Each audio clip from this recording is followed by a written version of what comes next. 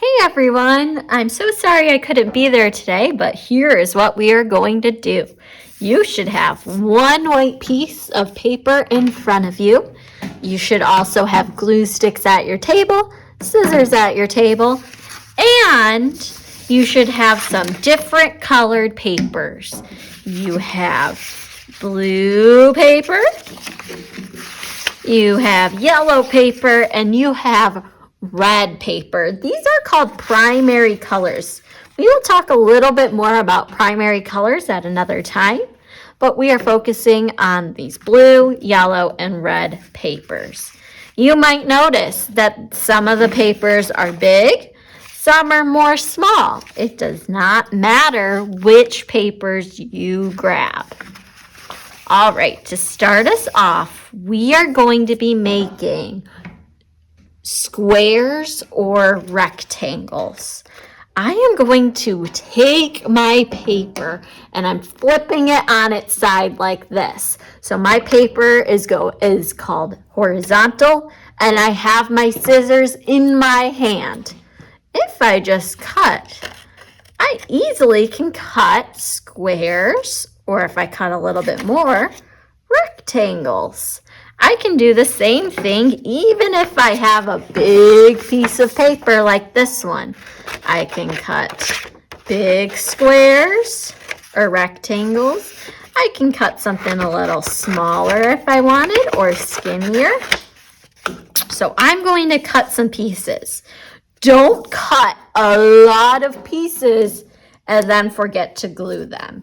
I think 4 is enough to start gluing. So I'm going to take my glue stick, I'm putting a little glue on my paper, and I am just gluing it wherever I want on my paper. This is going to take you a while. So I have some blue. You can start with a different color if you want. And I'm gluing it all over my paper. Now I'm going to take another color. I'm going to take some yellow, and I'm going to cut the yellow up as well. Now I have about 3 pieces. That seems good enough to start gluing them on. Gluing on my yellow, gluing on the yellow. They can even touch the other colors. Gluing on some more yellow. Now I'm ready for some red. I'm going to come back, and once I'm back, I will have most of my paper covered with different rectangles and squares. Whoa, I have filled up my paper a lot with different rectangles and squares. Last time you saw my paper, you probably noticed I didn't even have red. And I added more of all the other colors. So what I've been doing is I just have been getting papers, cutting it, putting a little glue on it, and putting it on my paper. Again, it is okay if your colors touch. That is completely fine. You are just putting it wherever you want.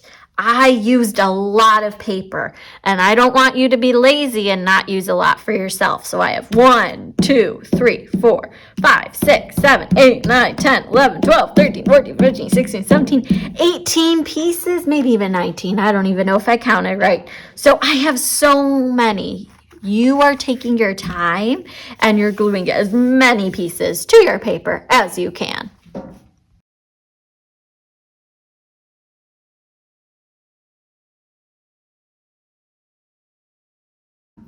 My next step is to start drawing any lines however I want. I guess I shouldn't say any. They're going to be straight lines.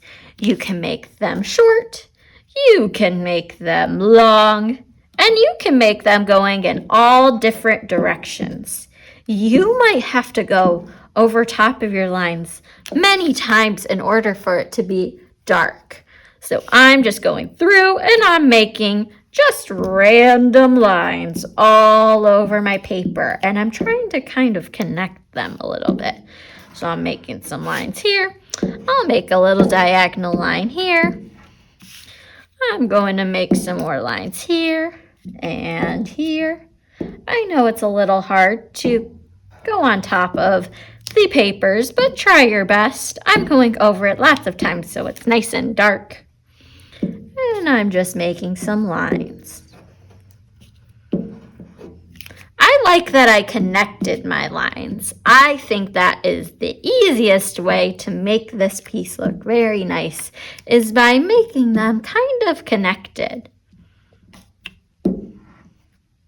I also like how I can still see all my different colors underneath. Once you are done, make sure your name is on the back. Oops, I didn't put my name on the back yet. You are going to use a pencil. I just have a Sharpie next to me, so I'm using a Sharpie. And you're putting your name on the back. Now I am all done with my beautiful primary color picture.